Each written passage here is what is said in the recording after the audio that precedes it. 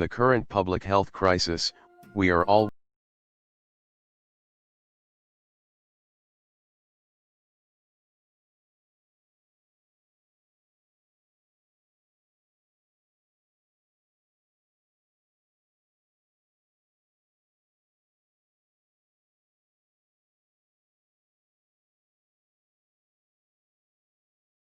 activities and other aspects of online instruction.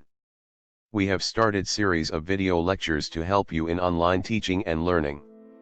I am Nisar Ahmed Dari, education technologist and trainer at Pite Sindh.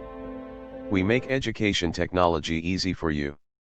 There are many tools available: Google Classroom, Zoom, Skype, Dropbox, Blackboard, Canvas, MS Teams, Google Docs, and many others. Investigate if there are particular platforms or tools that your institution already uses. Even if you are not familiar with them, this online teaching and learning tutorials helps you to cope up with new education technology. Keep watching our videos.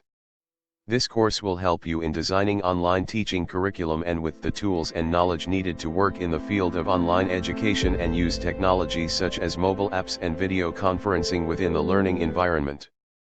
Don't forget to subscribe our channel for more lectures and training sessions.